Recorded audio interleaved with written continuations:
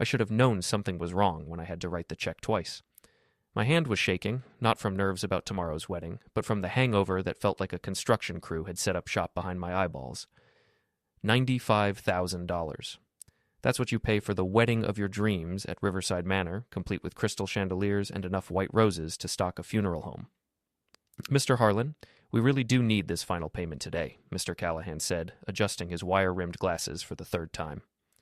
The venue manager had the nervous energy of a man who'd been burned by too many bounced checks. The caterers won't deliver without confirmation of payment. Yeah, I got it, I muttered, signing my name with a flourish that probably looked more like a seizure. Nick Harlan, soon-to-be husband, current owner of a small plumbing business, and apparently the kind of sucker who drops a year's salary on one party. That's when I heard Leslie's voice from across the reception hall, stage whispering to another bridesmaid near the flower arrangements. Leslie had always been Megan's closest friend, the kind of woman who collected secrets like baseball cards and had about as much discretion as a foghorn. I just hope she tells him before he says, "I do," Leslie was saying, her voice carrying farther than she realized in the empty hall.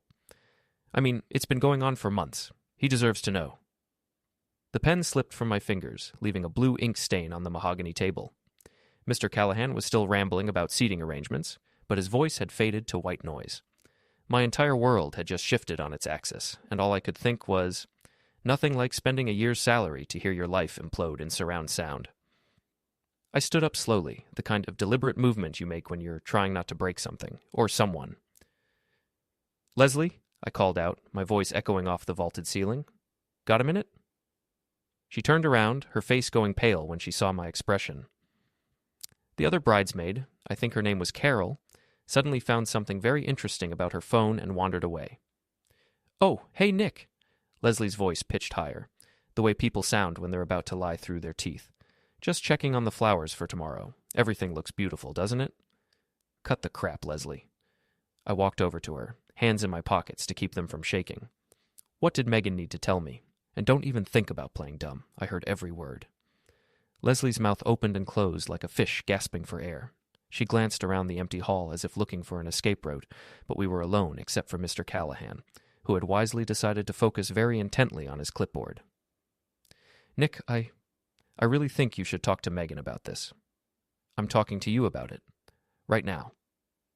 I stepped closer, not threatening, just close enough that she couldn't pretend this wasn't happening. "Spill, or I'll make tomorrow the most awkward wedding since Henry VIII. Before we dive deeper into this story, I have one small request. Please subscribe, drop a like, comment, and hit that hype button to boost this channel so more people can discover these incredible Reddit stories." That broke her. Leslie had never been good under pressure, and the guilt had probably been eating her alive for weeks.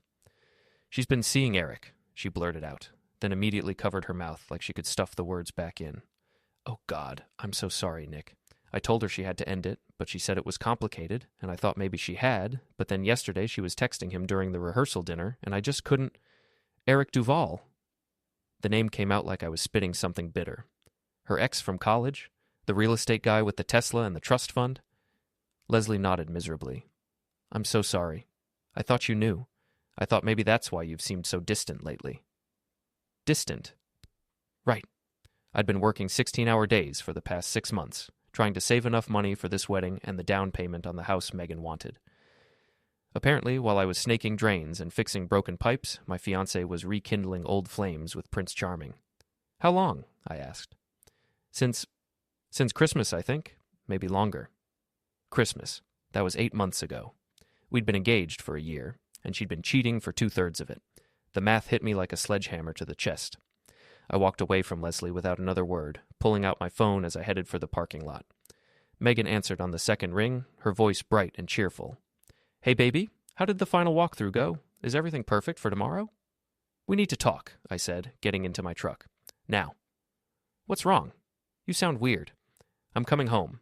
Be there." I hung up before she could respond and sat in the parking lot for a full minute, staring at the steering wheel. Tomorrow was supposed to be the best day of my life. Instead, it was looking like it might be the day I found out exactly how stupid I'd been. The drive home took 15 minutes, but it felt like hours. Our house, my house technically, since I'd bought it before we got engaged, sat on a quiet street lined with oak trees.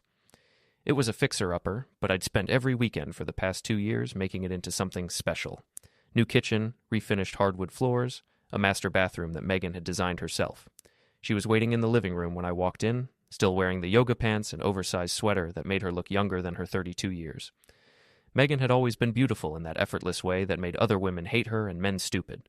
Auburn hair, green eyes, and a smile that could sell ice to Eskimos. Right now, that smile was uncertain, worried. "Nick, what's going on? You're scaring me." I sat down across from her, suddenly exhausted. "Tell me about Eric." The color drained from her face so fast I thought she might faint. For a moment, she just stared at me, and I could practically see the wheels turning as she tried to figure out how much I knew. "What about Eric?" "Don't." I held up a hand. "Don't insult my intelligence any more than you already have. I know, Megan. Leslie couldn't keep her mouth shut, thank God. So here's your chance to tell me the truth, or I walk out that door right now." She started crying then, the kind of pretty tears that had gotten her out of trouble her whole life, but they just made me angrier. "It didn't mean anything," she whispered. "It was just, we ran into each other at that conference in December, and we started talking, and one thing led to another. 8 months, Megan. Leslie said 8 months. Her face crumpled. I tried to end it. I swear I tried. But you've been so busy with work, and we never talk anymore, and Eric, he listens to me. He makes me feel special. I've been working to pay for our wedding, to pay for this house that you picked out, to give you everything you said you wanted. I know, and I'm grateful, but you decided to screw your ex-boyfriend instead of talking to me about it." She flinched like I'd slapped her. "It wasn't like that. You don't understand how lonely I've been, how hard it's been to plan this wedding by myself while you're always working." I laughed, but there was no humor in it. "Right. Poor you. Planning a wedding with an unlimited budget while I work myself to the bone to pay for it. My heart aches." "Don't be cruel, Nick. This is hard enough." "Hard for you?" I stood up, pacing to the window. "You want to know what's hard? Finding out the night before your wedding that your fiancé has been cheating on you for 8 months. That's hard, Megan. What you did was easy. It was selfish and easy and pathetic." She was sobbing now, the kind of ugly crying that she usually tried to hide. "I love you, Nick. I made a mistake, but I love you. We can work through this." "No," I said quietly. "We can't." I pulled out my phone and started scrolling through my contacts. Mr. Callahan answered on the first ring. "Mr. Harlan, I hope you are calling about the seating chart adjustments." "The wedding's off," I said. "Cancel everything. I'll eat the deposits." "What?" "Mr. Harlan, the wedding is tomorrow. We have 300 guests expected. The flowers are being delivered in the morning." "Then I guess you better start making phone calls." I hung up and looked at Megan, who was staring at me in shock. "You can't be serious," she whispered. "Very serious. I'm not marrying someone who's been screwing around behind my back for 8 months. Call Eric. Maybe he'll make an honest woman out of you." I headed for the stairs, planning to pack a bag and get out of there before I said something I'd really regret. But my phone buzzed with a text from an unknown number. "Glad you finally found out. She always deserved better than a blue-collar nobody. Thanks for making this easy." I stared at the message, reading it twice to make sure I wasn't hallucinating. Eric Duvall had just sent me a gloating text message. The smug bastard was actually thanking me for calling off my own wedding. That's when something cold and calculating settled in my chest. Up until that moment, I'd been hurt, angry, betrayed. But now I was something else entirely. "You know what, Megan?" I called down the stairs. "You're right about one thing. Eric does deserve better. He deserves exactly what's coming to him." She looked up at me with confusion and maybe a little hope. "What do you mean?" I smiled, but it wasn't a nice smile. "Oh, you want to play games? That's fine. I've got time now. I play for keeps." The next morning, I woke up on Ray Morrison's couch with a hangover that felt like divine punishment and a clarity of purpose I hadn't felt in years. Ray had been my army buddy before we both returned to civilian life. Him to fix cars, me to fix pipes. He was the kind of friend who'd help you clean up a mess without asking questions, though in this case the only thing fading was my belief in human decency. "You look like hell," Ray said, handing me a cup of coffee that could strip paint. "But you sound better than you did last night." Last night was a blur of whiskey and planning. I'd shown up at Ray's garage around midnight with a bottle of Jack Daniels and a head full of rage. By 3 a.m., we'd hatched the beginning of what Ray was calling Operation Payback. "First things first," I said, pulling out my phone. "Megan's car." "The Honda?" "Technically, it's in my name. I bought it for her last year as an early wedding gift." I scrolled through my contacts until I found the number for Jerry's towing. Jerry, it's Nick Harlan. I need you to pick up a vehicle for me. 20 minutes later, we were parked across the street from Eric Duvall's luxury apartment complex, watching Jerry's tow truck hook up Megan's silver Honda Civic. Through the floor-to-ceiling windows of Eric's third-floor apartment, I could see two figures moving around, probably having breakfast, planning their future together. Think she'll be pissed? Ray asked, munching on a breakfast burrito. Oh, she'll be furious. But what's she going to do? Call the cops? It's my car. I took a sip of coffee and watched the tow truck disappear around the corner. Besides, this is just the warm-up act. My phone rang. Megan's number. Nick, what the hell did you do with my car? Good morning to you too, sweetheart. I repossessed my property. You know, the car I bought and paid for and insured in my name. You can't just take my car. I need it to get to work. Should have thought of that before you decided to park it at your boyfriend's place. I'm sure Eric can give you a ride. He's got that fancy Tesla, right? I could hear Eric in the background saying something I couldn't make out. This is kidnapping, Megan shrieked. No, this is Tuesday. Kidnapping involves people, not property. But hey, I'm sure a real estate hotshot like Eric knows all about property law. I hung up and immediately blocked her number. Phase 1, complete. What's Phase 2? Ray asked. I pulled up Eric's contact information from Megan's social media. The guy was everywhere. Instagram, Facebook, LinkedIn. He was one of those people who documented every moment of his supposedly perfect life. Expensive restaurants, exotic vacations, professional headshots that screamed, I peaked in college and I'm desperate for you to know it. Phase 2 is about information warfare, I said, screenshotting several of Eric's posts. See? Eric made a mistake when he sent me that text last night. He opened the door to direct communication. That means he's fair game. I crafted a message carefully, attaching screenshots of Megan's tearful confession from yesterday, along with Eric's gloating text. Eric, thought you should see what your girlfriend really thinks about our situation. Might want to ask her who she was crying about yesterday. Spoiler alert, it wasn't you. Nick send. Damn, Ray whistled. That's cold. That's strategic. Eric's ego is bigger than his bank account. He won't be able to handle the idea that Megan might still have feelings for me. My phone buzzed with a response almost immediately. You're pathetic. She chose me. Get over it. I showed the message to Ray, who just shook his head. This guy's dumber than he looks. Oh, we're just getting started. That afternoon, I drove to the Slippery Elm, the kind of dive bar where everybody knows your business and nobody judges you for it. Marge Kowalski had been running the place for 20 years, and she knew more secrets than the FBI. She was also Eric's ex-girlfriend's best friend, which made her a very valuable ally. Nick Harlan, Marge said as I walked in, her gravelly voice carrying across the mostly empty bar. Heard you had some excitement yesterday. News travels fast. Honey, in this town, news travels at the speed of light. Sit down, first drinks on the house. You look like you need it. I ordered a beer and settled in at the bar. Marge, you still talk to Simone Rodriguez? Marge's eyes lit up with interest. Simone was Eric's current girlfriend. Or had been, until he started cheating with Megan. She was one of those Instagram influencer types, all perfect selfies and motivational quotes, but she had a temper like a wildfire. Sure do. Girl's been asking questions about Eric for weeks. Think she knows something's up? What if I told you I could prove Eric's been cheating on her? Marge leaned forward, suddenly very interested. I'd say Simone deserves to know the truth. And I'd say Eric Duvall has had this coming for a long time. I pulled out my phone and showed her the screenshots I'd taken of Megan's confession, along with Eric's smug text messages. Son of a bastard, Marge breathed. Simone's going to lose her mind. Think you could accidentally leave your phone where she might see these messages? Marge grinned, and it wasn't a nice expression. Oops, how clumsy of me. While Marge worked her magic, I took care of Phase 3. Eric's pride and joy was his white Tesla Model S, which he parked in the same spot every day at his real estate office. The car probably cost more than I made in 2 years, and he treated it like a beloved pet. I didn't damage it. That would have been illegal, and I'm not stupid. Instead, I got creative. Ray met me in the parking lot behind Eric's building with a bag of frozen shrimp from the grocery store. While Ray kept watch, I carefully opened the Tesla's charging port and tucked several shrimp into the ventilation system. Then I used the Tesla app. Eric had foolishly left his login information saved on Megan's phone, which I'd temporarily borrowed from her purse yesterday, to disable the car's smart key function. "This is diabolical," Ray said admiringly as we walked away. "How long before he notices?" "Give it a day or two, especially once the weather warms up." That evening, I got the call I'd been waiting for.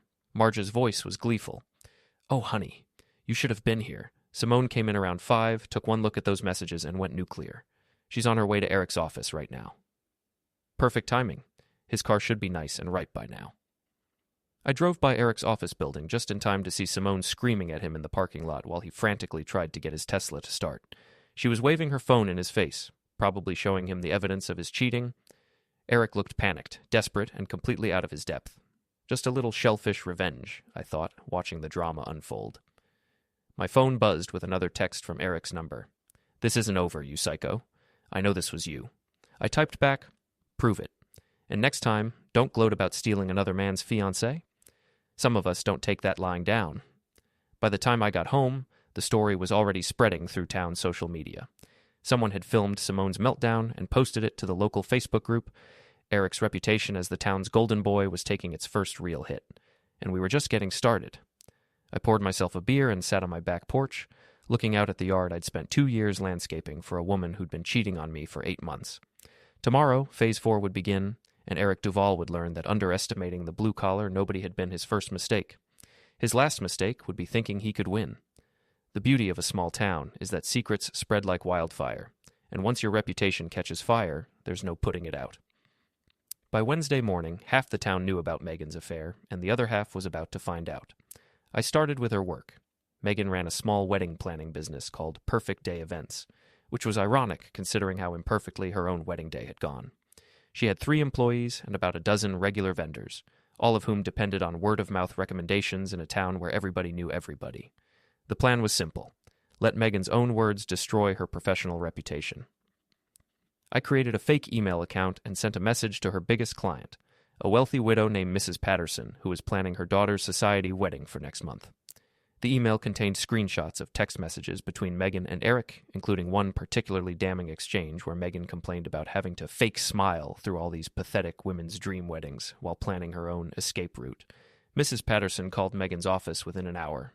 I know because I was parked across the street, watching through the window as Megan paced frantically around her office, gesturing wildly while talking on the phone. 20 minutes later, Megan came storming out of the building, got into Eric's Tesla, apparently he'd gotten it running again, and drove off with enough speed to leave rubber on the pavement. My phone rang. Ray. "Dude, you need to get down to the Slippery Elm, like now." I found Ray at our usual table, grinning like he'd won the lottery. The bar was busier than normal for a Wednesday afternoon, and I could feel the weight of everyone's attention when I walked in. "What's going on?" "Marge, tell him," Ray said. Marge leaned across the bar, her eyes bright with malicious glee. "Honey, your ex-fiancée just became the most hated woman in town. Mrs. Patterson called her daughter, who called her friends, who called their friends. Turns out Megan's been talking trash about half her clients for months, called Mrs. Henderson's daughter trailer trash with champagne dreams, and said the Morrison wedding was what happens when people with no class get lottery money." I felt a grim satisfaction settle in my chest. "How bad is it?" "Bad. 3 clients have already fired her, and the word's spreading. Nobody's going to trust her with their special day after this." As if summoned by our conversation, Megan burst through the bar's front door, her hair disheveled and her makeup smeared. She spotted me immediately and marched over to our table, fury radiating from every pore. "You bastard," she hissed. "You destroyed my business." The entire bar went quiet, everyone straining to hear the drama unfold. I took a sip of my beer and looked up at her with the kind of calm that only comes from being completely in the right. "I didn't destroy anything, Megan. I just shared your own words with the people you were talking about. Turns out they didn't appreciate your honesty." "Those were private conversations." "Were they? Because I seem to remember you sharing some pretty private information with Eric for 8 months. Guess privacy isn't really your strong suit." She slapped me then, hard enough that my cheek stung and the sound echoed through the silent bar. For a moment, nobody moved. Then slowly, deliberately, I stood up. "Feel better?" I asked quietly. Tears were streaming down her face now, but they were tears of rage, not sadness. "I hate you. I hate you so much." "Good, because I'm just getting started." I looked around the bar, making eye contact with everyone who was watching. For those of you who don't know, this is my ex-fiancée, Megan. She's the one who's been cheating on me for 8 months with Eric Duvall while I worked 16-hour days to pay for our wedding. She's also the one who's been calling all of you pathetic behind your backs while taking your money to plan your special days. The murmur that went through the crowd was ugly. Mrs. Henderson was there with her daughter, and their faces were thunderous. The Morrison family was represented by Bobby Morrison, who looked like he wanted to throw Megan out personally. You want to know what's really pathetic? I continued, my voice carrying to every corner of the bar. Spending a year planning the perfect wedding while screwing another man, crying about how lonely you were while I was working to give you everything you said you wanted, and then having the nerve to come in here and act like you're the victim. Megan looked around the bar, finally realizing that she had no allies here. These people had trusted her with their most important celebrations, and she'd betrayed that trust with her careless words and casual cruelty. "This isn't over," she whispered, but the fight had gone out of her voice. "Yeah, it is," I said, sitting back down. "You just don't know it yet." She left then, practically running for the door. The silence lasted for about 10 seconds before the entire bar erupted in conversation. I was suddenly the recipient of more free drinks than I could handle and more sympathy than I knew what to do with. "That girl always thought she was better than everyone else," Mrs. Henderson said, patting my shoulder. "You're well rid of her, honey." "Eric Duvall's no prize either," added Bobby Morrison. "Guy's been bragging about his success for years, but my cousin works at the bank. Says Eric's leveraged up to his eyeballs. All flash, no cash." That was interesting information. I filed it away for later use. By Thursday morning, the story had evolved and grown in the way that small-town gossip always does. According to the various versions I heard, Megan had been cheating with multiple men, Eric was secretly married, and I had either handled the situation with admirable dignity or was planning some kind of violent revenge. The truth, as usual, was more complicated and more satisfying than fiction. Eric finally made his move that evening. I was in my workshop behind the house, replacing the brake pads on my truck, when I heard footsteps on the gravel driveway. Through the window, I could see Eric approaching the garage, looking around nervously like he expected an ambush. I wiped my hands on a rag and stepped outside to meet him. "Eric, to what do I owe the pleasure?" He was trying to project confidence, but I could see the cracks in his facade. His usually perfect hair was messed up, his expensive shirt was wrinkled, and there were dark circles under his eyes. "We need to talk," he said. "Do we?" "Because I thought we covered everything in your text messages. You know, the ones where you gloated about stealing my fiancée and called me a blue-collar nobody?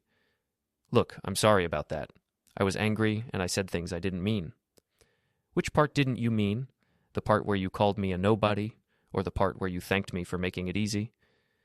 Eric ran a hand through his hair, a gesture that probably looked suave in the mirror, but just made him look desperate in person. "The whole thing got out of hand. Megan and I, it wasn't supposed to happen like this." "How was it supposed to happen? You were going to wait until after the wedding to start screwing my wife?" "It wasn't like that. We have history, Nick. We were together before you two even met. When we ran into each other last year, the old feelings just came back." I laughed, but there was no humor in it. "Old feelings. That's right. Is that what you call it when you text someone else's fiancé at 2 a.m? You don't understand. Megan and I were meant to be together. We always were. You were just in the way." That's when I realized that Eric wasn't here to apologize or make peace. He was here to justify himself, to make me understand why he'd been entitled to steal my fiancée. The arrogance was breathtaking. "You know what, Eric? You're absolutely right. You and Megan deserve each other. In fact, I hope you'll be very happy together." He blinked, clearly not expecting that response. "Really?" "Oh, absolutely. You're both selfish, dishonest, and completely convinced that the world owes you something. It's a perfect match." The confusion on his face was priceless. "Then why are you doing this? Why are you trying to destroy us?" "Because you made it personal when you sent me that gloating text. Because you thought you could humiliate me and I'd just take it. Because you're both so arrogant that you actually believed there wouldn't be consequences." Eric's face hardened.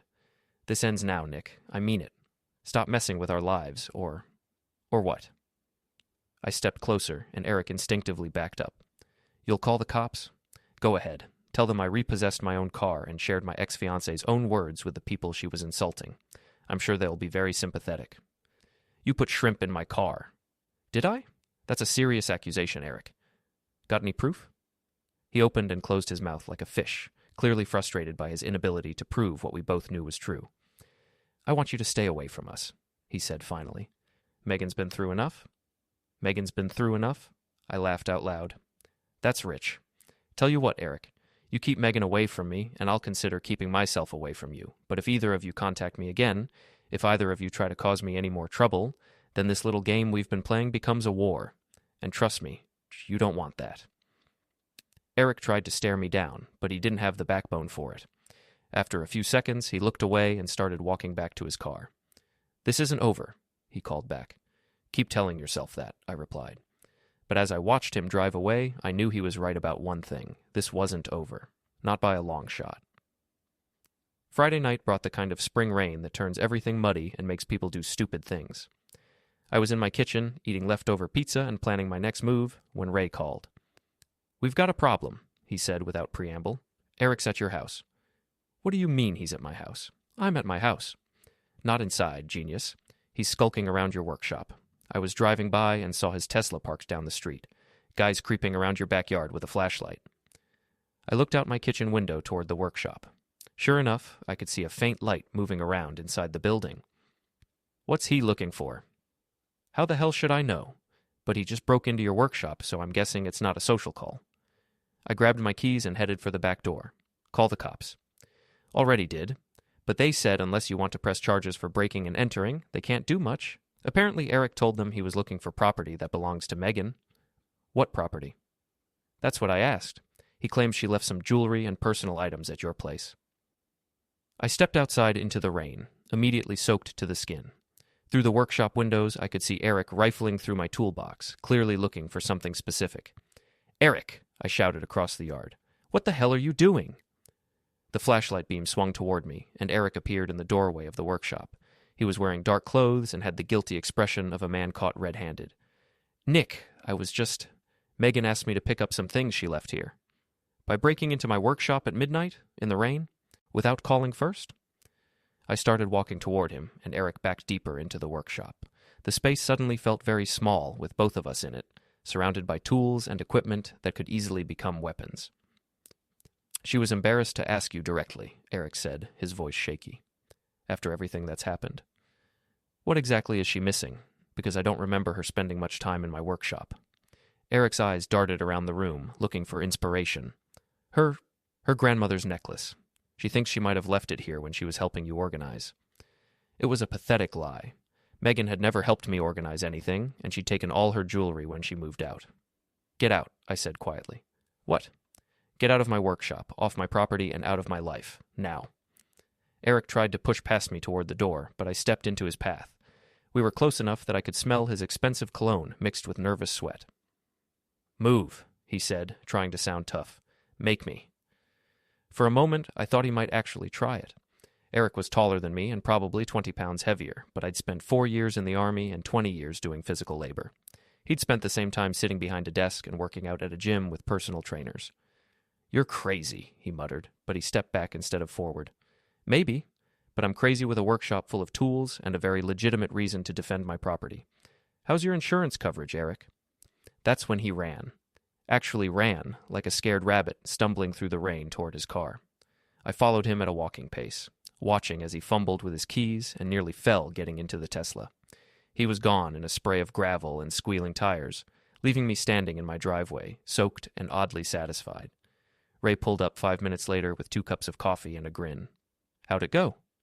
"He ran like hell. Smart move, because the next thing I'd have taken was his dignity." "Thought you already took that." "That was just a down payment." Saturday morning brought new intelligence, courtesy of Marge at the Slippery Elm. I stopped by for breakfast and found her practically vibrating with excitement. "You need to hear this," she said, pouring coffee without being asked. "Simone came by last night after she finished destroying Eric's life. Turns out your boy Eric isn't quite the success story he pretends to be." "Bobby Morrison mentioned something about that." "It's worse than we thought. According to Simone, Eric's been living on credit cards and loans for the past 2 years.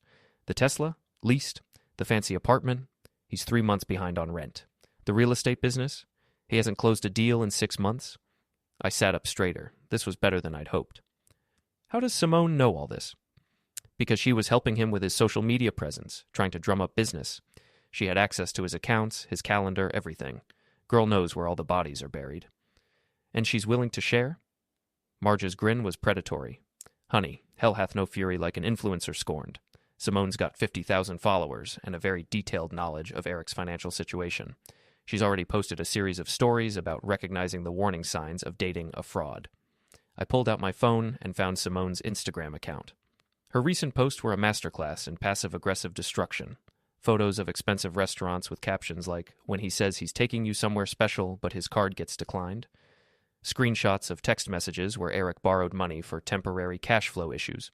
A video of her cleaning out his apartment while he begged her not to leave. "This is beautiful," I said, glancing at Simone as she shared the evidence she'd been gathering. "Gets better," she replied, her voice tinged with satisfaction. "She's moving out today, and she's taking half his furniture with her. Apparently she paid for most of it." I leaned back in my chair, absorbing the weight of what Simone had uncovered. The world Eric had built, the successful businessman facade, was crumbling right before his eyes. I spent the rest of Saturday watching Eric's life implode from a comfortable distance. By evening, his social media presence had gone from successful businessman to cautionary tale. Simone had been thorough, methodical, and absolutely ruthless in her digital destruction. With a few clicks, she dismantled everything Eric had worked so hard to maintain, but Eric wasn't done making bad decisions. Sunday night, I was watching a movie when I heard glass breaking. My finger hovered over the remote as I muted the TV. There it was again, the unmistakable sound of glass shattering, followed by the muffled shuffle of footsteps, trying to move quietly, but failing miserably. I set the remote down and grabbed a flashlight and a wrench from the kitchen drawer, instinctively preparing for whatever was about to happen. Quietly, I slipped out the back door. The motion sensor light had been smashed, leaving the backyard in darkness. I could hear the faint echo of footsteps near the workshop, but this time Eric wasn't alone. "Oh, I'm telling you, he's got something on us," Eric's voice carried across the yard, low and frantic. He knew about the text messages, about the affair timeline. He's been planning this whole thing. "So what do you want me to do about it?" The second voice was unfamiliar, probably one of Eric's remaining friends. "Help me find whatever he's got. Photos, recordings, something. There's got to be evidence." I crouched low, using the darkness to my advantage. Through the broken window of the workshop, I could make out two figures with flashlights, rummaging through my tools and equipment, clearly growing more desperate with each passing minute. That's when Ray appeared, as if from thin air, like a ghost in work boots. "Having a party?" he whispered, his voice barely audible but laced with amusement. "Eric brought a friend," I said, keeping my voice low. "They're looking for evidence that doesn't exist." Ray nodded, his eyes narrowing as he observed the two figures inside the workshop. "Want me to call the cops again?" "Not yet. Let's see how far they're willing to go," I said, watching them carefully. We weren't dealing with amateurs. Eric's desperation was obvious, but this was also a chance to learn more about his mindset, to see how far he would push before realizing he was already too late. The two men moved through the workshop, their flashlights bouncing off the walls as they tore through my equipment, opening drawers and rifling through tools. They were searching for something, anything, that would give them the upper hand, but there was nothing here for them. Their frustration grew with every failed attempt. Eric's friend swore under his breath, kicking aside a box of nails in annoyance. Finally, Eric's friend had enough. He slammed a drawer shut, his voice rising in irritation. "There's nothing here. Let's just go." Eric's response was sharp, frustrated. "We can't just give up. He's got something, I know it." I exchanged a glance with Ray, the sound of Eric's voice cutting through the tension. It was clear. He wasn't going to stop until he'd torn everything apart, looking for something that didn't exist. Ray pulled his phone from his pocket and texted something quickly, then slid it back into his jacket. "Want me to let them keep looking, or do we make this official?" I thought for a moment, weighing our options. This wasn't just a case of Eric being reckless, it was escalating. But I wasn't quite ready to make the call to the cops just yet. I wanted to see what they'd do when they realized there was nothing left to find. "Let's give them a little longer," I said quietly. "See how far they push."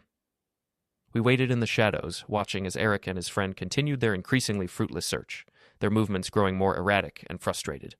The sound of their muffled voices, the rattling of drawers, the occasional grunt of impatience filled the quiet night air. And then, with a final huff, Eric's friend turned to him and said, "This is ridiculous. We're wasting time." Eric hesitated, still looking around the workshop, eyes scanning the shelves and tools one last time as if hoping something would magically appear. But when nothing did, he finally turned and, with a deep exhale, gestured to his friend. "All right, let's go," Eric muttered, his voice thick with frustration. As they retreated into the night, Ray and I stayed hidden for a few moments longer, ensuring they weren't planning on circling back. Finally, when the yard was quiet once more, Ray spoke. "Think they'll be back?" "I wouldn't be surprised," I said, the weight of the situation settling in. "Eric's never been good at letting go, but the next time they come, we'll be ready." We watched the shadows for a moment longer, listening to the night fall silent again. It wasn't over yet, but this chapter was done. This is stupid, man. There's nothing here. And if we get caught, we're not going to get caught. Nick's probably asleep. That's when I stepped into the light. Nope, wide awake, actually. Both men spun around, Eric's friend dropping his flashlight in surprise. Eric looked like he'd seen a ghost. Nick, I can explain. Can you? Because this looks a lot like breaking and entering. Again. Ray emerged from the shadows behind them, effectively blocking their escape route. Eric's friend, a thin guy with nervous eyes, looked like he was about to bolt. Easy there, Usain, Ray said. Nobody's going anywhere until we figure out what's going on. We were just... Eric started. Breaking into my workshop for the second time in 3 days, I finished. Looking for evidence of... What, exactly? Eric's face was pale in the flashlight beam. You've been stalking us, harassing us. There has to be proof. Proof of what? That I repossessed my own car? That I shared your girlfriend's own words with the people she was insulting? That I let your ex-girlfriend know you were cheating on her? The shrimp, Eric said desperately. You put shrimp in my car. Ray and I looked at each other and burst out laughing. Shrimp? Ray said. Dude, you're losing it. I know it was you, Eric insisted. Prove it, I said. Show me one piece of evidence that I did anything illegal. One photo, one witness, one fingerprint. Eric's mouth opened and closed, but no words came out. His friend was edging toward the door, clearly wanting no part of whatever this was. Here's what's going to happen, I said. You're going to leave my property, you're going to stay away from my house, my business, and me. And if I catch you here again, I'm not calling the cops. I'm defending my property with whatever tools are handy. I picked up a crowbar from the workbench, not threatening, just making a point. You can't threaten us, Eric said, but his voice shook. I'm not threatening anyone. I'm explaining the consequences of trespassing. Big difference. Eric's friend grabbed his arm. Come on, man, this is crazy. Let's just go. They left, but not before Eric turned back one more time. This isn't over, Nick. Keep telling yourself that, I replied. But as I watched them disappear into the night, I knew we were approaching the endgame. Eric was getting desperate, and desperate men make mistakes. Big ones. I was counting on it. Monday morning brought the kind of clarity that only comes from having your enemies exactly where you want them. Eric's desperation was showing. Megan's business was in ruins, and the town had chosen sides. It was time for the grand finale. I started with a simple phone call to Mr. Callahan at Riverside Manor. Mr. Harlan, I've been meaning to call you about the final arrangements. Actually, I have a proposition for you, I said. What would you say to hosting a different kind of event this weekend? Something that might help both of us? An hour later, I had a deal. Mr. Callahan was desperate to recoup some of the money he'd lost when I canceled the wedding, and I was desperate to end this thing once and for all. The venue was mine for Saturday afternoon, and I had the perfect event in mind. The invitations went out through social media, carefully worded to sound like a reconciliation attempt.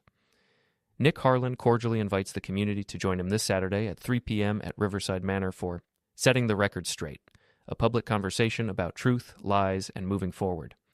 Light refreshments will be served. I made sure Megan and Eric saw the invitation. I also made sure they understood that their side of the story would be welcome. It was bait, and they took it completely. Megan called me Tuesday morning, her voice a mixture of hope and suspicion. What are you trying to do, Nick? Exactly what the invitation says. Set the record straight. Give everyone a chance to hear all sides of the story. You're planning something. I'm planning to tell the truth. If that scares you, maybe you should ask yourself why. She hung up, but I knew she'd be there. Megan had never been able to resist an audience, especially when she thought she could manipulate the narrative. Eric was harder to convince, but his ego ultimately won out. He showed up at my house Wednesday evening, looking haggard but determined. What's your game, Nick? No game, just tired of having this whole thing play out in whispers and gossip. Time to put everything on the table. And you think a public confrontation is going to help? I think the truth is going to help, unless you're afraid of the truth. That did it. Eric's jaw tightened, and I could see the decision forming in his eyes. Fine, but I'm bringing a lawyer. Bring whoever you want. I'm bringing facts. The rest of the week was spent in preparation. Ray helped me set up a simple audio system at the venue, ostensibly for the public conversation, but actually for something much more specific. I also spent considerable time reviewing the evidence I'd collected over the past 2 weeks. The beauty of Eric and Megan was that they documented their own destruction. Text messages, social media posts, financial records that Simone had shared, it was all there, waiting to be presented to an audience that already had strong opinions about cheating and lies. Saturday arrived with perfect spring weather and a crowd that was larger than I'd expected. Word had spread through town about the public conversation, and people were curious to see how this whole drama would end. The venue was packed with familiar faces: Marge from the bar, Mrs. Henderson and her daughter, Bobby Morrison, even Mr. Callahan looking nervous about his decision to host this event. Megan arrived first, dressed in a conservative blue dress that was probably meant to make her look sympathetic. She'd brought Leslie and 2 other friends as moral support, though they looked more like they were attending a funeral than a reconciliation. Eric showed up 10 minutes later with a man in an expensive suit who was obviously the lawyer he'd threatened to bring. They sat on the opposite side of the room from Megan, which told me everything I needed to know about the current state of their relationship. I stood at the front of the room, looking out at 300 people who had come to see justice served. "Thank you all for coming," I began. "I know this is unusual, but I felt like the community deserved to hear the whole story about what happened with my wedding, not just the gossip and speculation." Murmurs of agreement from the crowd. 2 weeks ago, I was supposed to marry Megan Hartley. Instead, I found out that she'd been having an affair for 8 months with Eric Duvall. That's not speculation or gossip. That's fact, confirmed by both parties. Megan started to stand up, but I held up a hand. "You'll get your chance to speak. But first, let me share some of the evidence that's come to light since then." I clicked a remote, and the first image appeared on the screen I'd set up: screenshots of text messages between Megan and Eric, time-stamped and explicit. These messages show the timeline of the affair, starting in December of last year. While I was working 16-hour days to pay for our wedding, Megan was planning a future with someone else. The crowd's reaction was immediate and ugly. I could see Megan's face turning red, but she stayed seated. "But that's not the worst part," I continued. "The worst part is what happened after I found out." Click. Eric's gloating text message appeared on screen. "This is what Eric Duvall sent me the night I called off the wedding. He thanked me for making it easy and called me a blue-collar nobody." The murmur from the crowd was angrier now. Eric looked like he wanted to disappear. And this is what Megan was saying about the people who trusted her with their most important celebrations. Click. Screenshots of Megan's insulting messages about her clients filled the screen. I watched as Mrs. Henderson's face went white with rage, and Bobby Morrison stood up like he was ready to throw someone out personally. "Now," I said, "I'd like to give Megan and Eric a chance to explain themselves, to tell their side of the story." Megan stood up slowly, her hands shaking. "This is all taken out of context," she said, her voice barely carrying to the back of the room. "Nick is trying to make me look like a monster, but he doesn't understand how lonely I was, how neglected I felt." "Lonely enough to cheat for 8 months?" someone called out from the crowd.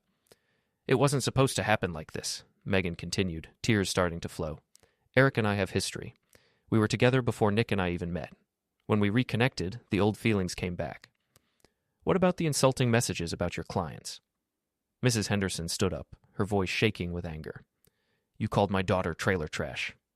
"I was venting. I was frustrated, and I said things I didn't mean." "For 8 months?" Bobby Morrison's voice boomed across the room. "You took our money and called us pathetic behind our backs for 8 months?" The crowd was turning ugly, and Megan could see it. She looked around desperately for support, but even Leslie was looking uncomfortable. "Eric," I said, "your turn." Eric stood up reluctantly, his lawyer whispering urgently in his ear.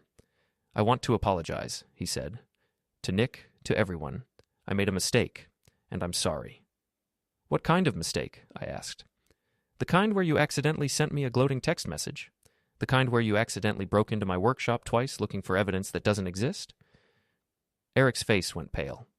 "I never broke into anything." "Really? Because I have witnesses who saw you in my workshop Friday night, with an accomplice." Ray stood up in the crowd and waved. "That would be me. Saw the whole thing." "This is harassment." Eric's lawyer finally spoke up. "My client doesn't have to listen to these accusations." "You're absolutely right," I said. "He doesn't, but before he leaves, I think everyone should know the truth about Eric Duvall's success." Click. Simone's Instagram posts filled the screen, documenting Eric's financial lies and fake lifestyle. Eric's been living on borrowed money for 2 years. The Tesla is leased, the apartment is 3 months behind on rent, and he hasn't closed a real estate deal in 6 months. He's not a successful businessman. He's a fraud who targeted my fiancée because he thought she came with money. The crowd's reaction was swift and merciless. Laughter, jeers, and a few choice words that would have made a sailor blush. Eric looked like he was going to be sick. "But here's the best part," I continued. "Want to know how I know all this? Because Eric and Megan documented everything themselves. Every lie, every insult, every moment of their betrayal. They destroyed themselves. I just shared the evidence." That's when Megan made her final, desperate play. "He abused me," she screamed, pointing at me with a shaking finger. "Nick was emotionally abusive. That's why I turned to Eric. I was scared and lonely, and he made me feel safe." The room went silent. It was a serious accusation, and everyone knew it. For a moment, I felt a flicker of worry, until I remembered the insurance policy I'd prepared for exactly this moment. "That's a very serious accusation, Megan," I said calmly. "I'm glad you brought it up, because I want everyone to hear how you really felt about our relationship." I pulled out my phone and connected it to the audio system. This is a recording of a conversation Megan had with Eric 2 days ago. She didn't know I was listening. The audio was crystal clear, thanks to the bug Ray had planted in Eric's car during one of our surveillance runs. Megan's voice filled the room. "I can't believe Nick is making such a big deal about this. It's not like I was unhappy with him. He's actually a really good guy. I just wanted more excitement, you know? Nick's stable and reliable, but you make me feel alive. If he hadn't found out, I probably would have married him and kept seeing you on the side." Eric's voice responded. "So you're saying he never hurt you? Never made you feel unsafe?" "God, no. Nick wouldn't hurt a fly. He's probably the most decent man I've ever dated. I just got bored." The silence that followed was deafening. Megan's face had gone white, and she was staring at me like I'd just pulled a gun. "Anything else you'd like to share with the group?" I asked. Megan ran. Actually ran, pushing through the crowd toward the exit with Leslie and her other friends trailing behind. Eric tried to follow, but the crowd wasn't inclined to let him pass easily. He had to push and shove his way through a gauntlet of angry faces and harsh words. When the room finally quieted down, I was standing alone at the front, looking out at 300 people who had just witnessed the complete destruction of 2 lives. "I want to thank everyone for coming," I said. "I know this was uncomfortable, but I felt like the truth needed to come out. Megan and Eric made their choices, and now they get to live with the consequences." The applause started slowly, then built to a standing ovation. I had become the hero of my own story, the wronged man who had fought back and won. As people filed out, shaking my hand and patting my back, I felt a satisfaction deeper than anything I'd experienced in years. Eric and Megan had tried to humiliate me, to make me the fool in their love story. Instead, they'd given me the greatest gift possible, the chance to prove that underestimating the underdog was the last mistake they'd ever make. The aftermath was swift and brutal. By Sunday morning, Megan and Eric had become pariahs in a town that thrived on moral clarity and social justice. I woke up to 17 missed calls, 43 text messages, and a voicemail box full of congratulations, interview requests, and offers of free drinks. I ignored most of them and drove to the Slippery Elm for breakfast. The bar was packed despite the early hour, and conversation stopped when I walked in. Then, slowly, the applause started. First Marge, then Bobby Morrison, then the entire room. A standing ovation for the man who'd served justice with a side of public humiliation. "Breakfast is on the house," Marge announced, pouring coffee without being asked. "Hell, drinks are on the house for the rest of the month. That was the most beautiful thing I've seen in 20 years of running this place." I settled into my usual spot at the bar, feeling lighter than I had in months. "Any word on our former lovebirds?" "Oh, honey, you're going to love this." Marge leaned across the bar, her eyes bright with malicious glee. "Megan checked out of the roadside inn this morning, packed everything she owned into 2 suitcases and caught the Greyhound to God knows where. Left town like her ass was on fire. And Eric? Even better. Simone showed up at his apartment with a moving truck and 3 very large friends. Cleaned out everything she'd paid for, which apparently was most of his furniture. Left him with a mattress on the floor and a broken heart." Ray appeared at my elbow, grinning like he'd won the lottery. "You missed the best part. Eric's landlord showed up while Simone was moving out. Turns out our boy Eric is 4 months behind on rent and facing eviction. The fancy apartment? He'll be out by Friday." I sipped my coffee, savoring the warmth and the satisfaction. "What about his business?" "What business?" Bobby Morrison had joined our little group. Words already spread about yesterday's revelations. Who's going to trust a real estate agent who's been lying about his own financial situation? Guys finished in this town. The morning passed in a blur of congratulations and war stories. Everyone had an opinion about what I'd done, and most of them were positive. I'd become a folk hero, the everyman who'd fought back against betrayal and won. Around noon, my phone buzzed with a text from an unknown number. I hope you're happy. You destroyed 2 lives for your own ego. I showed it to Ray, who just shook his head. Girl still doesn't get it. I typed back. I didn't destroy anything. I just shared the truth. You destroyed your own life when you decided to cheat and lie for 8 months. The response came immediately. You're a vindictive bastard. Eric and I are leaving town because of you. Good. Don't let the door hit you on the way out. That was the last message I received from Megan Hartley. By evening, the story had taken on a life of its own. Social media was buzzing with videos from yesterday's confrontation, and I'd become something of a local celebrity. The consensus was clear. I'd handled an impossible situation with dignity, intelligence, and just the right amount of ruthless payback. I was sitting on my back porch, enjoying a beer and the quiet satisfaction of a job well done, when Eric's Tesla pulled into my driveway one last time. He got out slowly, looking like he'd aged 10 years in the past week. His expensive clothes were wrinkled, his perfect hair was a mess, and there were dark circles under his eyes that spoke of sleepless nights and harsh realizations. "Nick," he said, walking across the yard like he was approaching a wild animal. "Can we talk?" "Depends. You here to apologize or to break into my workshop again?" Eric winced. I deserved that. I deserved all of it. I gestured to the empty chair across from me. "Sit. Talk. But make it quick. I've got plans tonight." He sat down heavily, his shoulders slumped in defeat. I wanted to say I'm sorry, for all of it. The affair, the text messages, the break-ins, everything. "Okay. Apology noted. Is that it? I also wanted to ask you something." Eric looked up at me with eyes that held a mixture of curiosity and grudging respect. "How did you know? How did you plan all of this?" I took a sip of beer, considering my answer. "I didn't plan anything, Eric. I just reacted. You and Megan made choices, and I made sure those choices had consequences." "But the recording, the evidence, the timing?" "The recording was insurance, in case Megan tried to play the victim card. The evidence was stuff you two created yourselves. And the timing?" I shrugged. "I just waited for you to make mistakes, which you did, repeatedly." Eric was quiet for a long moment. "I really thought we could get away with it. I thought you'd just accept it and move on."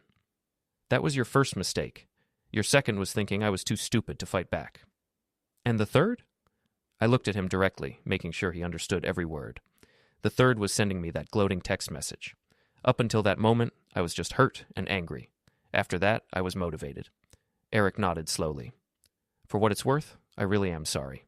I know that doesn't change anything, but I needed to say it." "It doesn't change anything," I agreed. "But it's a start. Maybe next time you'll think twice before you decide to destroy someone else's life for your own entertainment." He stood up to leave, then turned back one more time. "What you did yesterday, at the venue, it was brilliant. Cruel, but brilliant. I've never seen anyone orchestrate their own revenge so perfectly." "It wasn't revenge, Eric. It was justice. There's a difference." After he left, I sat on the porch for another hour, watching the sun set over the yard I'd landscaped for a woman who'd never deserved it. Tomorrow, I'd start the process of truly moving on, maybe sell the house, maybe expand the business, maybe even start dating again. But tonight, I was content to sit in the gathering darkness and savor the taste of victory. The wedding had been canceled, so had their future. And that, I reflected, was exactly what you got for underestimating the underdog. At exactly 9 o'clock, I walked into the Slippery Elm for the last time as the man whose fiancée had cheated on him. The place was packed, and the crowd parted like the Red Sea as I made my way to the bar. Marge had a beer waiting before I even sat down. "Ladies and gentlemen," I announced, raising my glass to the room, "I'd like to propose a toast." The bar fell silent, everyone turning to hear what I had to say. "To happy endings," I said, my voice carrying to every corner of the room. "At least for someone." The laughter and applause that followed were the sweetest sounds I'd ever heard. I'd won. Not just the battle, but the war. Eric and Megan were gone, their reputations destroyed, their lies exposed, their futures uncertain. And me? I was exactly where I belonged, surrounded by people who respected the truth and appreciated a man who knew how to fight for it. The underdog had become the victor, and the taste of that victory was better than anything I'd ever imagined.